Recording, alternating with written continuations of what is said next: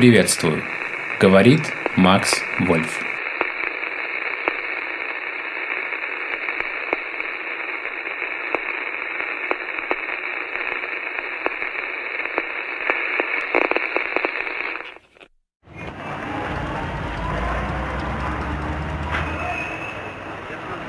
Der nächstfolgende Geheimrat Gutenberg, der Führer der Deutschen National.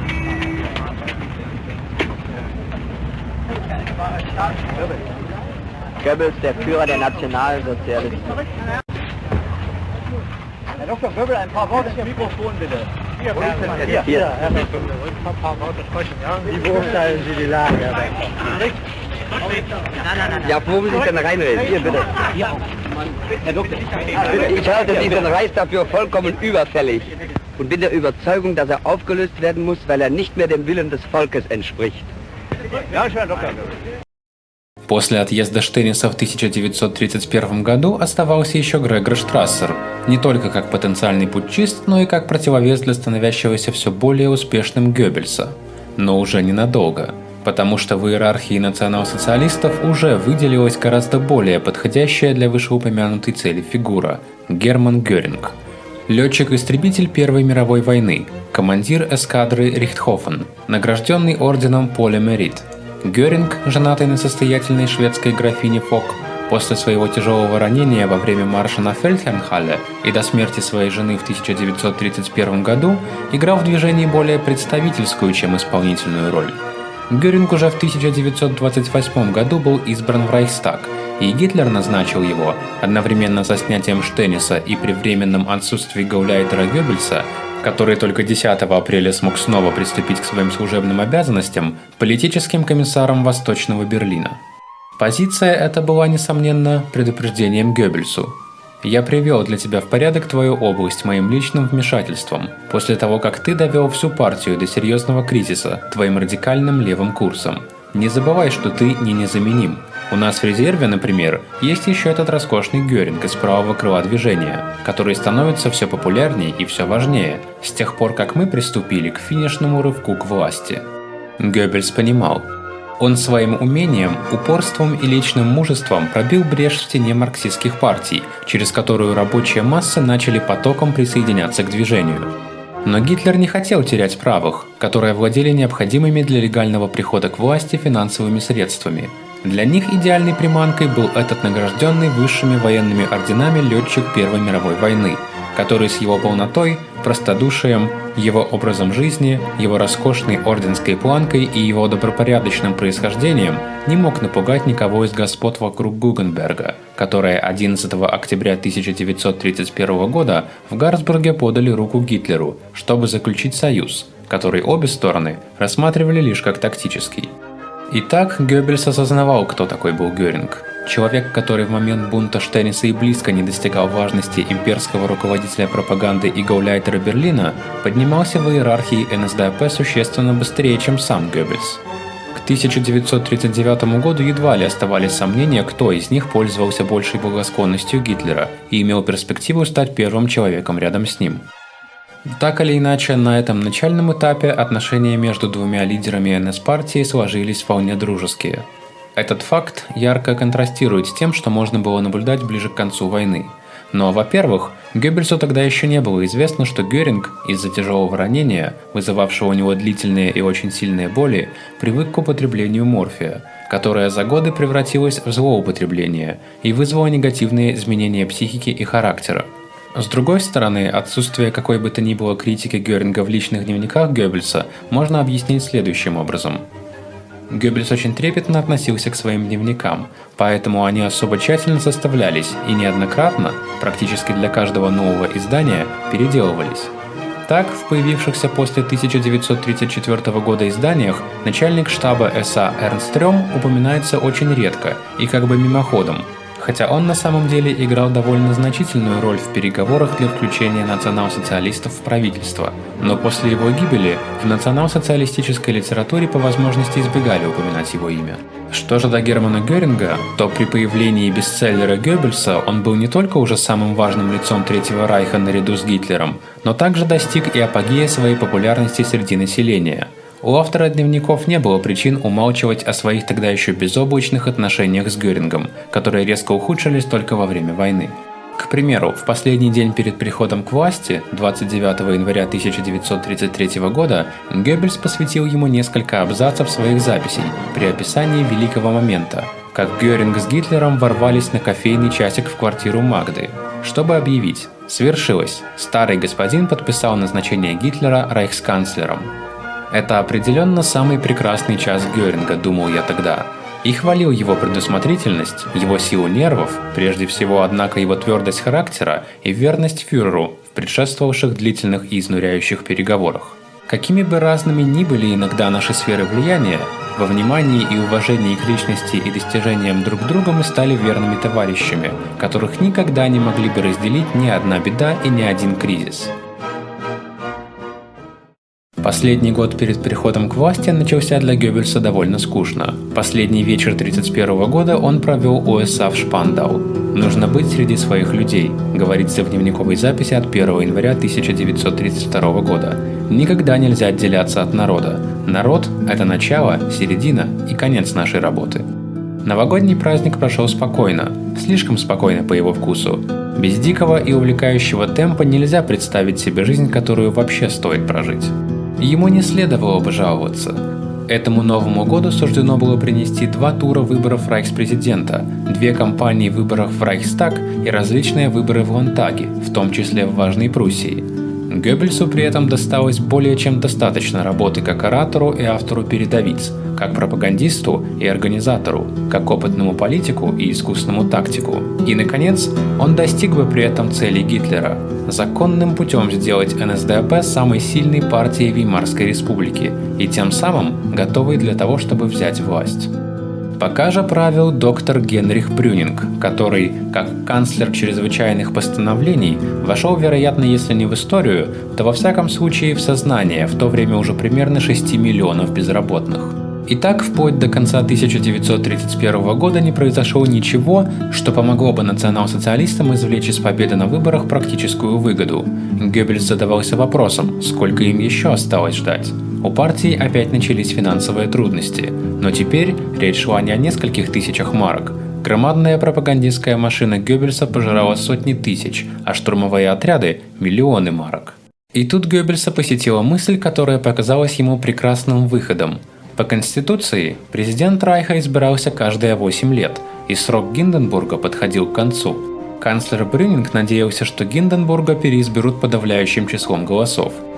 Гитлер и большинство его соратников не хотели открытой конфронтации, зато, вступив в коалицию с престарелым президентом, они могли надеяться на некоторые взаимные уступки.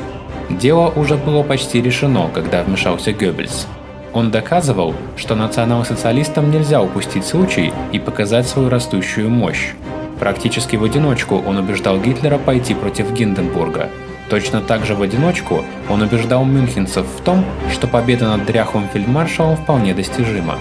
Гитлер долго колебался, должен ли он вообще выставлять свою кандидатуру. Он не был немецким гражданином.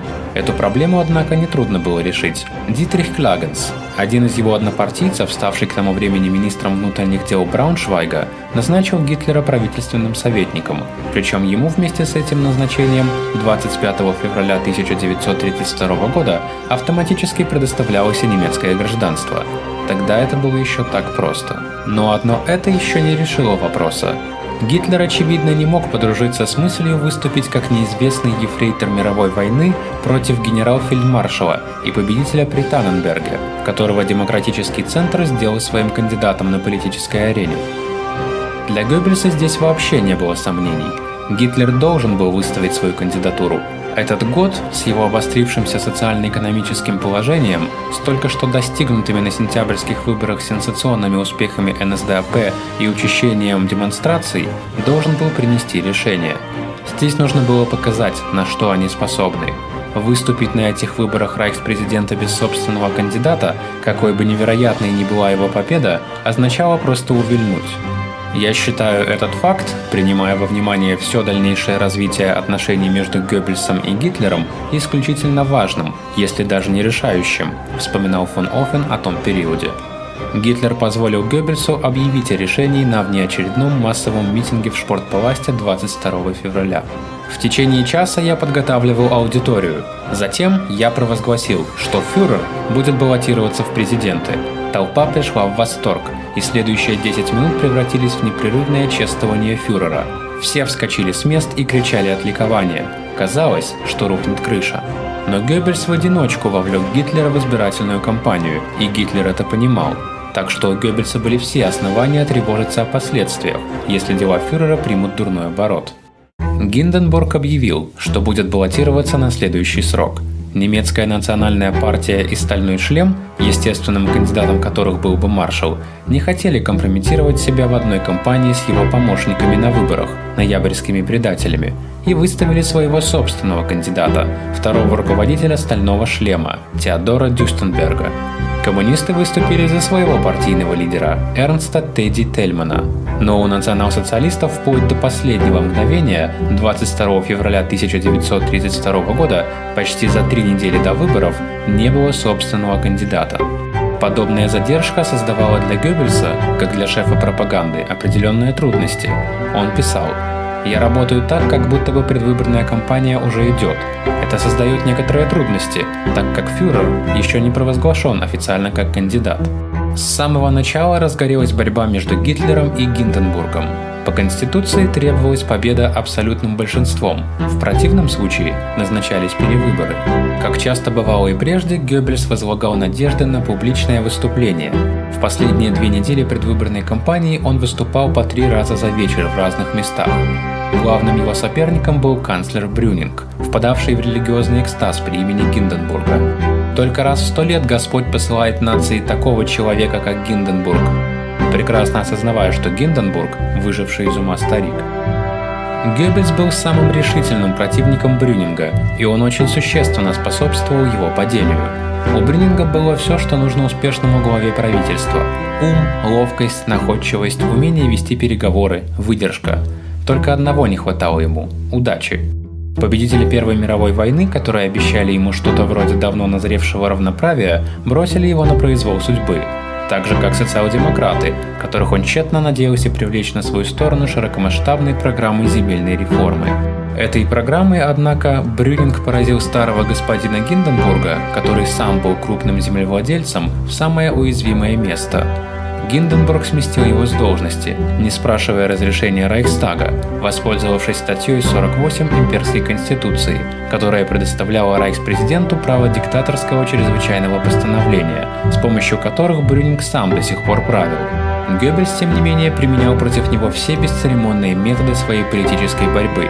Его шедевром при этом стало мероприятие 15 апреля 1932 года в Берлинском дворце спорта.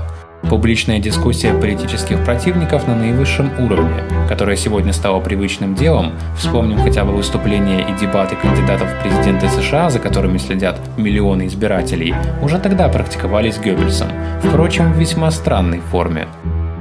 Его противником был избран никто иной, как рейхсканцлер Брюнинг. На огромных плакатах, с которыми он обычно сообщал о своих митингах в Шпортпаласте, было напечатано письмо, в котором он приглашал главу правительства сразиться с ним в словесной дуэли. Каждый должен был получить одинаковое время на выступление и одинаковое количество входных билетов для своих приверженцев. Геббельс считал, что может пообещать хорошее поведение своих сторонников. Брюнинг, естественно, посчитал ниже своего достоинства вообще отвечать на это наглое требование, даже отказом. Тем больше он был поражен, когда плакаты за день до мероприятия были заклеены бросающимся в глаза объявлением: «Словесная дуэль Геббельса и Брюнинга состоится точно так, как было предусмотрено». Вечером 15 апреля полиции пришлось закрыть входы во дворец спорта из-за его переполненности. Полное ожидание напряжения воцарилось в гигантском помещении, когда Геббельс поднялся на трибуну. Его провожатые принесли несколько ящиков и чемоданов и сложили недалеко от трибуны. Геббельс начал свое выступление с того, что в сожалеющем тоне констатировал, что господин рейхсканцлер предпочел оставить без ответа доброжелательное приглашение. Через несколько секунд разочарованного молчания он продолжил: «Но я все же принес его». При этом он указал на расставленные ящики, у которых уже возились радиотехники. Режиссура и техника сработали. Геббельс заранее попросил записать на магнитофонную ленту последнюю речь Брюнинга от 10 апреля в Кёнигсберге. Когда наступившее на какое-то время беспокойство утихло, Геббельс снова подошел к микрофону и объявил: «Слово предоставляется господину рейхсканцлеру». Отдельные пассажи из речи Брюнинга были настолько умело подобраны, что для Геббельса было легко, да и это еще совершенно очевидно доставляло ему удовольствие, уничтожить своего не явившегося на дуэль противника по всем правилам искусства. Это было потрясающим успехом. Враждебная пресса сделала этот успех еще больше, когда она из этого нового трюка, как сам Геббельс назвал идею этого мероприятия в своем дневнике, раздула настоящий политический скандал. Эта словесная дуэль с Брюнингом, писал Геббельс 16 апреля, привела в волнение всю желтую прессу. То, что рейхсканцлер проиграл, с этим согласны даже злонамеренные люди. Теперь они ругаются, на чем свет стоит. Через 1,5 месяца после воображаемой словесной дуэли с Геббельсом Брюнинг был политическим трупом. Его отставка, так же как и отставка всего кабинета и распуск Рейхстага, все на основе сомнительной и отнюдь не образцово-демократической статьи 48, которой уже Брюнинг с его чрезвычайными постановлениями пользовался слишком часто, в дневнике Геббельса отмечены в трезвом и деловом стиле. «Система находится в состоянии падения», сухо сообщается там. А вот как Геббельс описывает день выборов 13 марта. «Все верили в нашу победу. Один я был настроен скептически. Мы потерпели поражение. Ужасная перспектива. Наша ошибка заключалась не в том, что мы неверно оценили свои шансы, а в том, что мы недооценили шансы противника. До абсолютного большинства им не хватило всего сотни тысяч голосов. С сентября 30 года мы увеличили число своих сторонников на 86%. И что толку? Члены партии пали духом». Но более всех пал духом сам Геббельс. Его охватила паника. Фюрер не ввязался бы в борьбу, если бы он не настаивал. А что будет, если Гитлер потребует его к ответу за подрыв авторитета? Сначала он даже не осмелился позвонить в Мюнхен и спросить, как воспринял известие Гитлер. Настала полночь.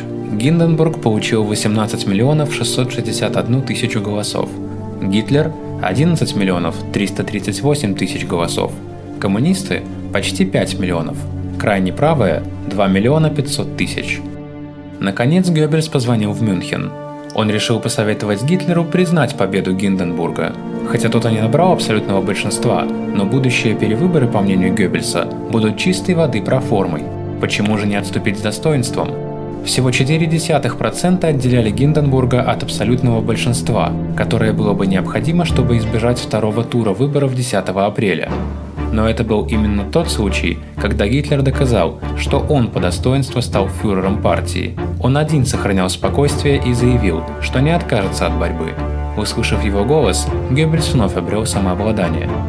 Он собрал всех своих работников и потребовал коренных улучшений. Мы должны набраться мужества и извлечь опыт из наших ошибок. Никому не нравится признавать собственные промахи, но без этого мы не сдвинемся с места. До 3000 демонстраций НСДАП происходили ежедневно. Первый массовый митинг в берлинском парке Люстгартен собрал 80 тысяч человек. Для предвыборных поездок Гитлера к этому второму туру выборов впервые в истории политической пропаганды был использован самолет. Также впервые Геббельс поставил на службу своей пропаганде звуковое кино. Сделанный им 10-минутный фильм получился чудесным и даже демонстрировался во многих кинотеатрах вместе с еженедельным киножурналом. Следующей инновацией было изготовление мини-пластинок в формате почтовых открыток с предвыборными обращениями Геббельса, которые отправлялись почтой как рассылки рекламных проспектов. Ни одну из его внезапных идей он не оставил неиспользованной. К июльским выборам Геббельс даже впервые смог выступить по радио, но сам он был разочарован результатом и посчитал свою собственную речь от 18 июля не особо убедительной. Он приписывал это цензуре имперского комиссара радио, которая подрезала крылья и выбила зубы его обращению. Но на самом деле, пожалуй, не хватало привычного контакта с публикой, который обычно окрылял его и делал язвительным. Ему нужно было сначала привыкнуть к технике записи в нейтральной студии перед холодным микрофоном. Во всяком случае, он тогда работал непрерывно, выступал, писал, организовывал, планировал и выполнял. 7 апреля 1932 года он признавал в своем дневнике: «Полгода такой предвыборной борьбы нас можно отправлять в сумасшедший дом». Борьба длилась дольше, чем полгода, но они попали не в сумасшедший дом, а в имперскую канцелярию. 10 апреля 1932 года немцы опять должны были идти голосовать. Второй тур выборов на должность рейхспрезидента. Кроме Гинденбурга были только лишь два кандидата – Гитлер и Тельман. Правые сплоченно повернули на курс Гитлера. Глава коммунистов потерял более миллиона голосов, часть из которых, возможно, отошла даже к Гинденбургу, который набрал больше 19 миллионов, и таким образом 53% нужных для переизбрания голосов. «Фюрер очень счастлив», – записывал Геббельс в дневник. Слишком большой причины для этого не было, так как он с его 37% голосов однозначно проиграл эти выборы. Но с поляризацией политических течений между крайне левыми и крайне правыми проявилась позже неминуемая альтернатива, которая в конечном счете побудила старого господина, чтобы он поручил Гитлеру и его ставшей совершенно легально самой сильной партии формирование правительства. Это было в первую очередь заслугой Геббельса, что в особенности проявилось в результатах выборов в Берлине. Здесь НСДАП впервые смогла значительно обогнать КПГ. Без передышки перешли к следующей предвыборной борьбе. Пруссия, со столицей империи, еще 13 провинциями и тогда уже почти 40 миллионами жителей, с отрывом самая важная земля империи, должна была получить новый ландтаг. Это было фантастической победой, как Геббельс небезосновательно назвал результат 23 апреля.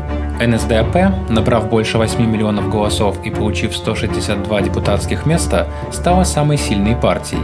В Берлине она, как занявшая второе место, 765 909 голосов, уже очень плотно наступала на пятки все еще лидирующей СДПГ, 798 214 голосов. Но всего этого не было достаточно для формирования правительства даже в коалиции с Гугенбергом. Также одновременные выборы в Ландтаге других земель не принесли лучшие результаты. Все висело в воздухе. Разочарование Геббельса можно отчетливо заметить, если прочесть, что он отмечал в этот день. Теперь что-то должно произойти. Мы должны в недалеком будущем прийти к власти. В противном случае победа на выборах принесет нам самим смерть. И действительно кое-что произошло. Через неделю после выборов в Ландтаг Брюнинг ушел в отставку, хотя его партия Центра показала на выборах вовсе неплохой результат. Сенсационные успехи национал-социалистов были, как мы уже видели, только предлогом для того, чтобы рейхспрезидент лишил своего канцлера доверия, снял его с должности, обойдя Рейхстаг, и распустил сам Рейхстаг. Это было условием Гитлера, чтобы принять формирование кабинета министров под председательством фон Папена. Папен, который был членом партии Центра, однако все же предложил свои услуги для осуществления не очень честного маневра против своего однопартийца Брюнинга, был за эту измену исключен из его партии, так что он мог опираться не на политическую партию, а только на доверие 85-летнего главы государства и на штыки Райхсвера, доверенное лицо и посредник которого, генерал Курт фон Шлайхер, был назначен на должность министра обороны, как сильный человек в его кабинете. По сравнению с этим, а также со следующим кабинетом Шлайхера, правительство, которое формирует Гитлер на 7 месяцев позже, было создано прямо-таки образцово-демократическим способом. За последнюю неделю перед выбором в Ландтаге Геббельс произносил по 4 речи каждый день. Он заболел гриппом, но продолжал выступать с высокой температурой. С технической точки зрения кампания была проведена блестяще, в быстром ритме от одного этапа к другому. Геббельс выдавал одно за другой тысячи идей, и все они были направлены на то, чтобы усилить воздействие на людей, пробудить в них еще больший энтузиазм. Еще одна победа НСДАП. В Баварском Ландтаге они получили 43 места против 9 прежних, в Пруссии 162 против 9, в Вюртемберге 23 против 1. В целом, за национал-социалистов проголосовало больше немцев, чем в сентябре 30 года. На какое-то время отряды СС снова были запрещены в Берлине, но это не мешало Геббельсу устраивать шествия при полной униформе. Мы спокойно прошествовали через Потсдама-плац на Потсдама-штрассе. Полицейские сначала изумленно вскидывали брови, а потом стыдливо отводили глаза. Вскоре Гинденбург принял Гитлера и Геринга, чтобы сообщить им новость, которую они уже и так знали. Старый президент сказал, что новым канцлером будет назначен Франц фон Папен, и что он надеется на их с Гитлером взаимопонимание. О фон Папене не было много чего известно. Лишь один случай в его карьере получил изрядную огласку. Во время Первой мировой войны он, будучи военным атташе при посольстве Германии в Вашингтоне, занимался сбором информации и подрывной деятельностью в Соединенных Штатах. Однажды он оставил свой портфель в подземке, из-за чего в руки американцев попали списки его агентуры. В результате его отозвали. Такая оплошность поставила бы крест на его политической карьере где угодно, но только не в Веймарской республике. Геббельс пришел в ярость от назначения фон Папена. Опять приходилось ждать, а время уходило. Экономический кризис, который так помог НСДАП, теперь грозил ей неприятностями, так как ущемлял интересы кругов, которые ее финансировали. Некоторые компании, первоначально субсидировавшие движение, обанкротились. 3 июня 1932 года Рейхстаг был распущен еще раз. Новые выборы назначили на 31 июля. Геббельсу снова пришлось запускать свою пропагандистскую машину, нельзя было терять ни минуты. «Мы должны делать наше дело везде, когда стоим, идем, едем в машине или летим в самолете», отметил он 1 июля. «Можно вести дискуссии везде, на лестницах, в коридорах, в дверях или по дороге на вокзал. Ни минуты на отдых. Мы облетим и исколесим всю Германию вдоль и поперек. Мы прибудем за полчаса до митинга, а может и позже. Мы взойдем на трибуну и будем говорить». Публике наплевать, что было с оратором до того, как он открыл рот. Ей станет скучно, если он будет не в форме, если в его речи не будет задора, если он не найдет нужных слов. А он все это время изнемогает от жары, пытается собрать воедино мысли. Акустика отвратительная, не хватает воздуха, голос становится хриплым. Но на другой день ушлые газетчики напишут, что оратор, к сожалению, был вялым даже больше обычного. По окончании выступления вы чувствуете себя так, словно парились в бане в теплой шубе. Вы бросаетесь в машину, трясетесь еще 2 часа по скверным дорогам, прибываете на место в 2 часа ночи, до 4 обсуждаете партийные дела, а в 6 садитесь на берлинский поезд. И тут болтливый сосед разбудит вас, чтобы дружеской беседой развеять вашу скуку. Назад в Берлин. 2 дня я диктую тексты для плакатов, брошюр и статей. Я падаю с ног от усталости, а еще пишу речь для радио. Иногда случалось даже так, что проявления народной любви, столь желанные в обычной обстановке, действовали ему на перевозбужденные нервы. Он вернулся с митинга смертельно усталый и рухнул в постель в надежде немного поспать, но не тут-то было. В 8 утра перед гостиницей выстроился хор девушек и отчаянно затянул старинные баллады. Не скажу, что я получил удовольствие. Однако не всегда и не везде национал-социалистов встречали радушно. Как-то вечером Геббельс проезжал через свой родной город Райт. Негодяи перекрыли дороги. К счастью, было так темно, что мы проскользнули неузнанными. Коммунисты развесили плакаты с угрозами, что живыми мы оттуда не уйдем. А утром перед гостиницей собралась шумная толпа. Полиция не стала вмешиваться, заявив, что в ее обязанности не входит защищать оппозицию. Вот как обстоят дела в Германии. В конце концов, нам пришлось вызвать отряды штурмовиков и СС, чтобы очистить улицы. Разумеется, они не стали церемониться.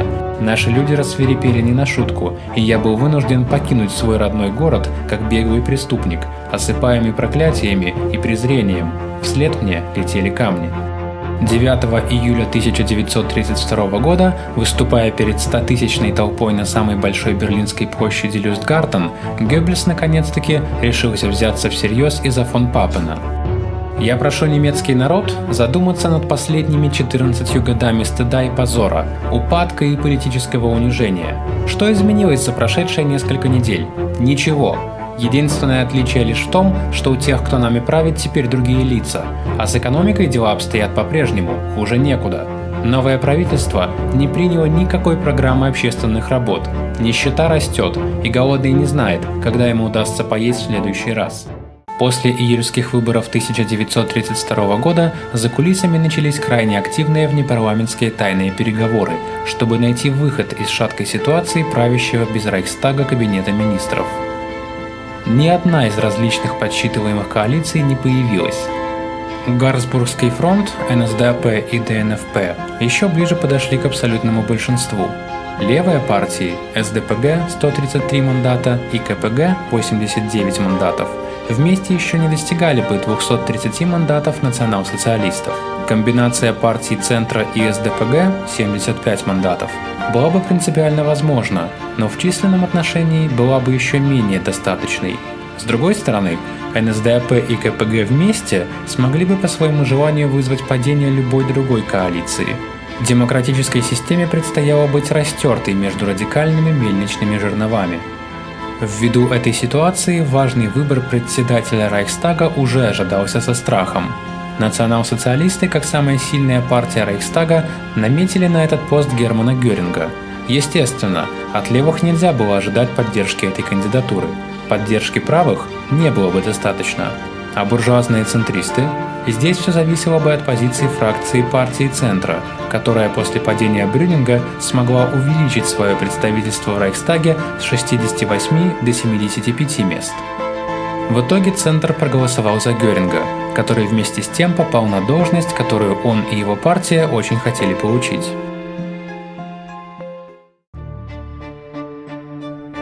У решения в виде сотрудничества с партией Центра, которое летом 1932 года нависло над Германией как ценой перед грозой, был только один очень энергичный и бескомпромиссный противник – Йозеф Геббельс.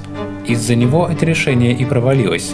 Неужели он добился падения Брюнинга только для того, чтобы, если и не сам Брюнинг, то все же во всяком случае его партия с помощью НСДАП теперь снова смогла получить в свои руки вакантную власть? Он был согласен с Гитлером в том, что иногда прямо-таки лихорадочное лавирование с центром могло бы служить только для того, чтобы как можно больше выжать из Шляйхера или Гинденбурга. Однако они оба слишком хорошо знали о власти и ловкости католической церкви и боялись ее, чтобы решиться на такой союз. Так получается, что мы в почти непрерывных переговорах этого лета и осени встречаем все ведущие тогда фигуры НСДАП, от Гитлера и Геринга вплоть до Штрассера и Рёма, но не Геббельса. С одной стороны, он был достаточно загружен своими избирательными кампаниями и пропагандистскими битвами. С другой стороны, его радикализм в левом крыле НСДАП делал его не самым презентабельным человеком в респектабельных политических и церковных кругах. 10 сентября 1932 года прошли последние переговоры между руководителями партии Центра и Гитлером. Они не привели к какому-либо результату. За день до того Геббельс в своей газете Der Angriff объявил войну клубу господ. «У вас есть власть», – писал он, – «мы хотим добиться ее, мы бросаем вам перчатку». Папен принял вызов, пошел к Гинденбургу, потребовал нового распуска Рейхстага и получил соответствующий декрет. Декрет этот находился в соответствии с парламентскими традициями Германии в ярко-красной папке.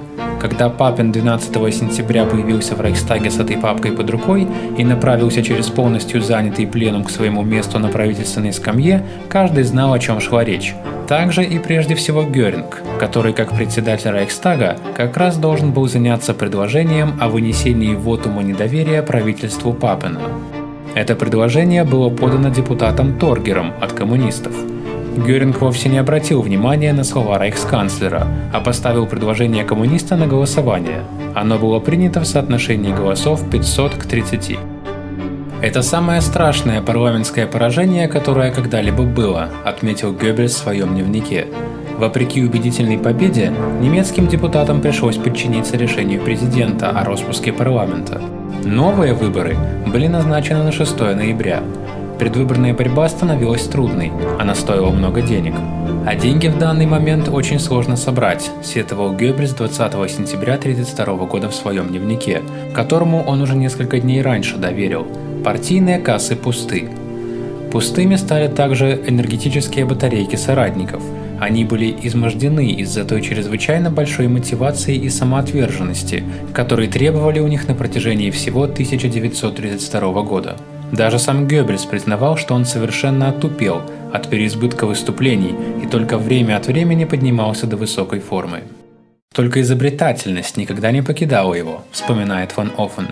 Один товарищ из движения Штенеса, который остался в СА, позже перешел в СС и в конце войны в звании гауптмана был моим командиром, рассказывал мне уже после войны об одном мероприятии немецкой национальной народной партии, которое они тогда сорвали в Берлине по инструкции Геббельса. Консервативный оратор как раз начал свою хорошо сформулированную патриотическую речь перед такой же, пусть даже и не слишком многочисленной публикой, когда некий достойный старый господин с белой бородой, идущий с клюкой и осторожно поддерживаемый симпатичной медсестрой, вошел в зал.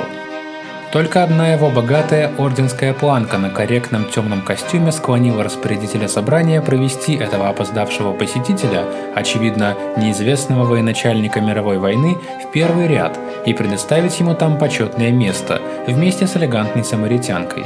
Старый господин попросил спутницу подать ему слуховой рожок, прижал его к ушной раковине и, кажется, с вниманием и интересом слушал рассуждения оратора, пока не склонился к сестре и не проревел ей громким голосом: «Что он там сказал?»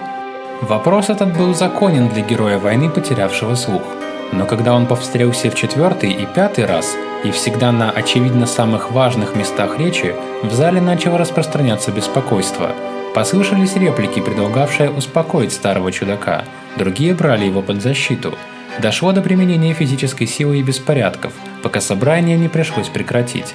Затем все участники, ветеран со слуховым рожком, медицинская сестра и бросавшие реплики зрители встретились в кабачке своего штурма, чтобы отпраздновать удачный срыв мероприятия ДНФП. В больших рамках Геббельс помешал другому мероприятию, на которое Гугенберг неосторожно пригласил его 19 октября 1932 года. Лидер немецкой национальной народной партии посчитал себя готовым решиться на повторение словесной дуэли, которую Геббельс предложил Брюнингу. При этом, естественно, сам Гугенберг на дуэль не пошел. Для этого его ораторского таланта бы не хватило, но приглашенный им для этого оратор был мастером своего дела. Обоим противникам было гарантировано достаточное время на выступление. Только относительно входных билетов Гугенберг немного смошенничал. Из 10 тысяч мест, которые насчитывал концертно-развлекательный комплекс «Новый мир», Геббельсу и его сторонникам на всякий случай выделили только 200. Они все же пришли тысячами и попали в зал. Как именно, знает только Бог, записал Геббельс в дневник. Хайбер предполагает, что они прошли с поддельными входными билетами, которые были напечатаны в издательстве «Атаки», и, вероятно, он прав в этом предположении. Не приглашенные, а пригласившие остались в меньшинстве.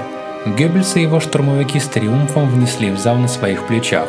Когда он говорил, никто не решался прервать его, это было полным успехом. То, что одному из организаторов хватило дурного вкуса, чтобы выложить на стол свои армейские документы участника мировой войны и попросить сделать то же самое Геббельса, физический недостаток которого был все же всем очевиден, сыграло только против самих организаторов. Уже в 6 часов утра спецвыпуски «Атаки» с подробными репортажами о мероприятии продавались на станциях берлинского метро. Но сами выборы оказались самой тяжелой неудачей, которую НСДАП должна была потерпеть в своем кажущемся безудержном триумфальном шествии. Одной из важнейших причин этого была леворадикальная самодеятельность берлинского гауляйтера, когда он, непосредственно перед выборами, примкнул к неорганизованной экономической забастовке берлинской транспортной компании. Коммунисты провозгласили ее, национал-социалисты присоединились. Вместе они выставили забастовочные пикеты. Перед трамвайными и автобусными депо и остановками Берлина стояли вместе в пикетах красные фронтовики и штурмовики, которые обычно нападали друг на друга. Это, несомненно, заставило задуматься многих буржуазных избирателей национал-социалистов. Немецкая национальная народная партия приобрела 15 мест. Такая же правая немецкая народная партия ДФП умершего Густава Штрезермана 4, коммунисты 11 мест. И все за счет НСДАП, представительство которой уменьшилось с 230 до 196 депутатов. Это был тяжелый удар, но не смертельный. «Нас побили», откровенно признавал Геббельс 6 ноября. Он открыто говорил об ошибках и недостатках, которые следовало бы устранить. Также забастовка берлинской транспортной компании должна была прекратиться. К этому добавилось и третье поражение на выборах в Ландтаг, которые происходили в начале декабря в Тюрингии. НСДАП потеряла 30% голосов. Не только избиратели, но также и члены партии бросали на произвол судьбы НСДАП, лучшие времена которой, по мнению многих, уже прошли. Одним из них был Грегор Штрассер. Геббельс значительно драматизировал его так называемый бунт или его измену в своей книге. В ней в описании всего 1932 года снова и снова можно найти упоминание Штрассера, мол, ему нельзя было доверять, он вел себя неправильно, также фюрер испытывал недоверие к нему и так далее. Чувство ненависти к Штрассеру, его старому шефу, никогда нельзя было обнаружить у Геббельса. Он был мстителен, это верно, и мстил он со всей выдержкой и непреклонностью, которая характеризовала его. Но за что Геббельс должен был мстить Штрассеру? Тот не обидел его и ничего у него не отнял. И действительно, очень злые слова Штрассера о нем, которые вошли во всю новейшую историографию, вероятно, не стали известны Геббельсу, также потому, что они вообще никогда не были произнесены. После окончательного разрыва с Гитлером 8 декабря 1932 года Штрассер якобы сказал некоему другу: «Отныне Германия в руках прирожденного лжеца из Австрии, бывшего офицера-извращенца и косолапого, и поверьте мне, последний наихудший из всех – это сатана в человеческом обличье». То, что Геббельс был в глазах Штрассера наихудшим из всех, не может удивлять после Бамберга, где новичок Геббельс после провала своего тогдашнего шефа отвернулся от него и перешел на сторону явно более способного Гитлера. Следует согласиться с Райманом, что Штрассер стал политическим трупом уже задолго до того, как он был действительно убит. Он не осознавал того, что он по своей вине лишился своей роли в партии уже в Бамберге. Гитлер не расставался все эти годы с ним, потому что Штрассер оказал ему ценные услуги, когда в начале движения и особенно во время запрета после 1923 года он практически был его заместителем. Затем в Бамберге он ясно дал понять ему, кто был вождем движения. После этого Гитлер использовал бесспорные, хотя и ограниченные способности Штрассера, сделав его сначала шефом пропаганды, а затем организационным руководителем партии. Но в политическом покере, который начался после катастрофических ноябрьских переговоров 1932 года в Берлине, Штрассер полагал, что сможет разыграть свою собственную карту. Папен пытался заманить Гитлера участием в его кабинете, но на определенных условиях. Когда Гитлер отказался, Папен 17 ноября подал в отставку. Гинденбург принял Гитлера и повторил предложение должности вице-канцлера. Предложение было отвергнуто. Также председательство образовываемого с партией центра правительства не могло прельстить его. Гитлер полностью оставался на радикальной линии, о которой он договорился с Геббельсом. Да, их позиция даже стала еще тверже после неудачи на выборах. 2 декабря Шлайхеру, сильному человеку в кабинете Папена, было поручено формирование правительства. 5 декабря Геббельс отметил в дневнике, что стало известно, что Шлайхер предложил Штрассеру должность вице-канцлера, и тот не отказался. Это наихудшая измена фюреру и партии. Шлайхер делал ставку на примерно 70 национал-социалистических депутатов Рейхстага, которых Штрассер с определенным правом рассматривал как своих людей. Опираясь на эту отколовшуюся фракцию национал-социалистов и на часть профсоюзов, Шлайхер хоть и не имел бы парламентской базы для своего правительства, однако располагал бы лучшей опорой, чем полностью повисший в воздухе фон Папен. Все же расчет не оправдался. Как и тогда в Бамберге, Гитлер принял решительные меры. Он высказал свое мнение Штрассеру, более вразумительно, более резко, чем тогда. Его слова были резкими и громкими. Уже на предыдущем заседании фракции Гитлер говорил об измене, что заставило Геббельса записать в дневник. Лицо Штрассера заметно окаменело. Оно стало ледяным, когда Гитлер 2 дня спустя отчитывал его в Кайзерхофе. В конце этой филиппики Штрассер якобы поставил поистине излишний вопрос: «Вы все это говорите действительно всерьез?» Гитлер ответил резким «конечно», после чего Штрассер, бледный от гнева, как пишет Френкель, покинул помещение, чтобы из своего собственного отеля в письме Гитлеру отказаться от всех партийных постов и уехать в отпуск с неизвестной целью. Он еще раз вызвал на бой чемпиона, который уже в Бамберге отправил его в нокдаун. Теперь он выбросил белый флаг. Штрассер проиграл окончательно, его отставка была принята. Руководство организационной линии взял на себя сам Гитлер и назначил доктора Роберта Лея своим начальником штаба. Штрассеру же он ничего не сделал. Наоборот, также он получил новую должность – имперский руководитель аптекарей. В несколько более кратком виде и с изменениями ряда деталей эта сцена также присутствует в книге Геббельса «Кайзерхоф». Гитлер, как написано там, часами ходил большими шагами по гостиному номеру взад-вперед, затем остановился и произнес: «Если партия однажды распадется, то я через 3 минуты возьму пистолет и покончу с собой». Он это сделал, но тогда распалась уже не одна только партия. То, что до прихода к власти вопреки этим неудачам оставалось только 8 недель, не мог тогда предвидеть и сам Геббельс, совсем наоборот. Сначала последовала еще одна неприятность. Затянувшийся так долго экономический кризис достиг к Рождеству своего апогея в виде примерно 7 миллионов безработных. Рождественские праздники партии в рабочих кварталах Берлина могли быть лишь немногим более чем символическими. В партийной кассе царила зияющая пустота. Френкель оценивает долги НСДАП в это время в сумму от 7 до 8 миллионов марок. В ГАУ Берлин как раз в праздники пришлось сократить зарплаты, чтобы вообще хоть как-то выпутаться. Веселого Рождества. В день перед сочельником Геббельс, ко всему прочему, столкнулся с еще одной безотлагательной необходимостью. ему пришлось отправить свою внезапно тяжело заболевшую жену в клинику. Я сижу дома совсем один и размышляю о столь многом. Прошлое было тяжело, а будущее темно и хмуро. Все перспективы и надежды полностью исчезли. Дом как будто вымер. Самое страшное одиночество сваливается на меня, как тупая безнадежность.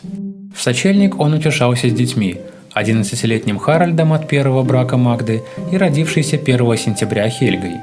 Когда состояние здоровья Магды, кажется, улучшилось, Геббельс с Харальдом поехали к Гитлеру на Оберзальцберг. Его жена должна была последовать за ними к Новому году. Но из этого ничего не вышло. Клиника сообщала – опасное ухудшение. Геббельс сразу же захотел вместе с Харальдом вернуться обратно в Берлин. Самолет нельзя было заполучить. Только вечером они смогли вернуться в спальном вагоне поезда. Геббельс чувствовал себя как в тюрьме. Курт Рис драматично украсил эту мучительную поездку в своей книге биографии Геббельса. Согласно его описанию, Геббельс наметил при этом идею, которая должна была бы спасти партию. Цитата. Но за эти 36 часов он придумал, как спасти партию. Последовавшие за этим дни стали, возможно, самыми лихорадочными в жизни Геббельса. Он не покидал больницу больше, чем на несколько часов. Одновременно он день и ночь разрабатывал новый план, который должен был принести успех. В сущности, он был предельно прост – выиграть предвыборную кампанию в Липпе, самой маленькой земле в составе Германии, где менее 150 тысяч человек проживали на территории менее 1200 квадратных километров. Кто там придет к власти, не имело никакого значения. Там не было крупных городов, главным образом поселки и деревушки.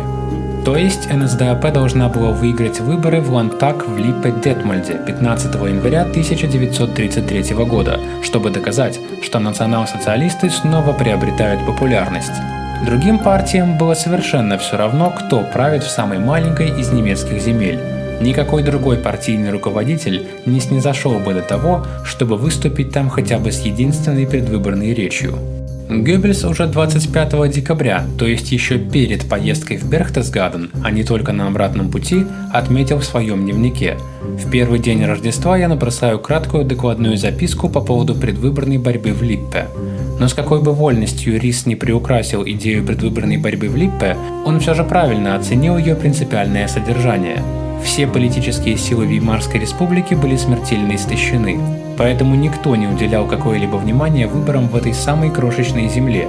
Здесь такое молодое и динамичное движение, как национал-социалистическое, должно было собрать всю свою силу, использовать весь свой размах, чтобы завоевать убедительную победу и вместе с тем победить в финишном рывке к Третьему Райху. Гитлер принял это предложение. У обоих была также воля и способности, чтобы осуществить его. Но чего у них для этого не было, так это денег.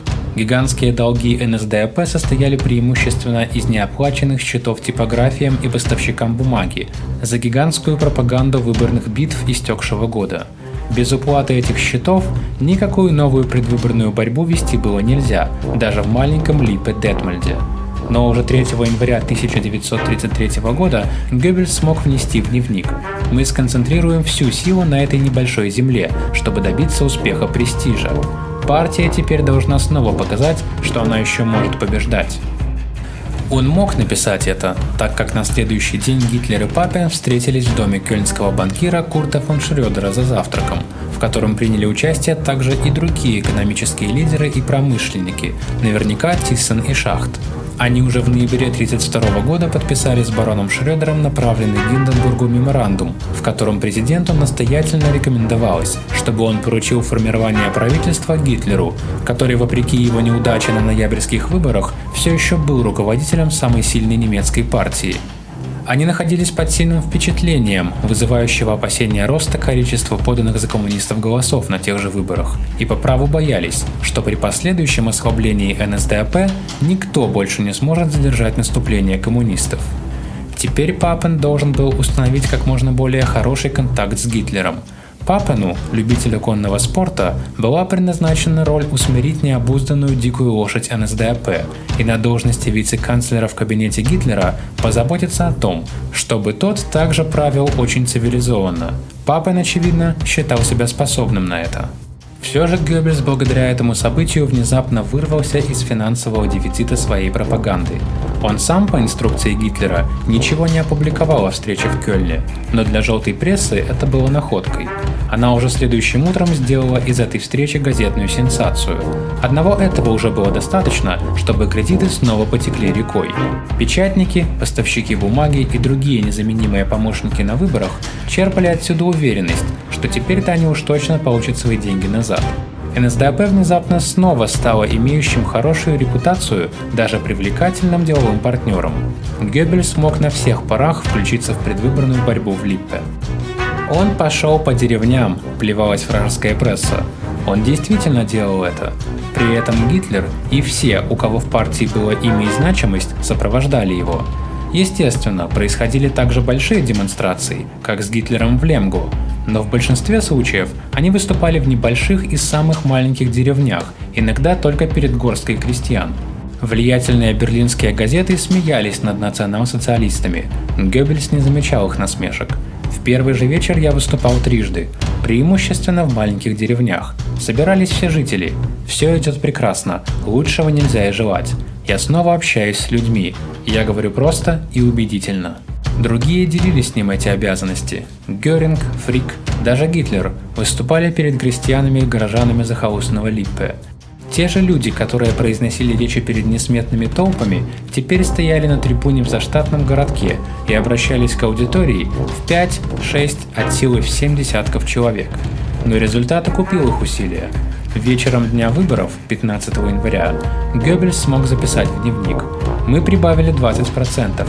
Партия снова в наступлении». Затем он написал статью «Сигнал Липпе». Также и с Магдой дела снова пошли в гору. Геббельс, временно разместившийся в идиллическом, но не оснащенном телефоном замке, окруженном рвом с водой, не мог связаться с клиникой, как он обычно делал по несколько раз в день.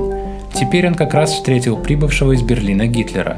«Сейчас ваша жена уже пошла на поправку», — сказал Гитлер. Опасность для ее жизни полностью миновала. О том, что ее состояние было настолько плохим, Геббельс даже и не догадывался. Врачи утаили от него, что они уже оставили надежду спасти его жену. Теперь он мог вздохнуть с облегчением. Все это время Гитлер неоднократно посещал Магду в клинике и самым очаровательным образом заботился о ней, вопреки всем трудам и заботам, которые были у него в эти решающие дни. В такие критические мгновения проявлялось то, насколько сильной была его привязанность к этой женщине еще с тех времен, когда он способствовал ее браку с Геббельсом. Даже если его отношения с Магдой временами омрачались, то все же она до последнего оставалась его диатимой. «Теперь мир опять выглядит более радужно», – записывал Геббельс в дневник. «Если счастье сейчас придет в таком же изобилии, в каком прежде приходила беда, тогда мы также уже недалеки от власти. Тому, что это стало так, однако, НСДАП было гораздо меньше обязано счастью, чем предшествующему пропагандистскому шедевру Геббельса, удачно спланированной и блестяще реализованной предвыборной борьбы в Липпе. Конечно, те несколько тысяч голосов, которые при этом были получены или утеряны, не играли никакой роли для политической структуры партии, но психологический эффект был силен. Вся Германия говорила о том, что предположительно идущие к упадку национал-социалисты в действительности как раз наоборот усиливались. Надежды всех этих разочарованных миллионов обратились к ним. Этим Гитлер должен был быть обязан Геббельсу. Услугу, которую он оказал ему в Липпе, считает Райман, едва ли можно переоценить. Успех в Липпе был для Геббельса апогеем и завершением периода борьбы. Здесь он был не только успешен, но был счастлив, полностью счастлив. То, что последовало до дня прихода к власти, было только лишь рутиной. 28 января Шлайхер ушел в отставку. 30 января в полдень Гинденбург привел Гитлера к присяге в качестве рейхсканцлера. Геббельс отнесся к известию скептически. «Всякое может случиться и сорвать наши планы», — сказал он. Но через несколько часов он узнал, что ничего случиться уже не может. «Это похоже на сон», — второпях записывал он. «Вильгельмштрассе наша». Вечером сотни тысяч людей прошли маршем мимо рейхсканцелярии, распевая гимн Хорста Весселя и приветствуя фюрера. «Родился новый райх», – гордо возвестил Геббельс. «14 лет труда принесли нам победу. Мы достигли цели. Германская революция началась». Грандиозное шествие затянулось далеко за полночь. Огни факелов в руках участников были видны далеко в ночной темноте, а их голоса разносились эхом по городу. Гитлер, как и другие партийные лидеры, чувствовал себя на вершине счастья. Лишь Геббельс, стоявший позади фюрера, казался спокойным. Вот о чем он думал, глядя на ликующую толпу. Все поменялось. Никто не сомневается в нашей победе. Попробуй теперь найди тех дезертиров, из-за которых мы лишились 2 миллионов голосов 2 месяца назад.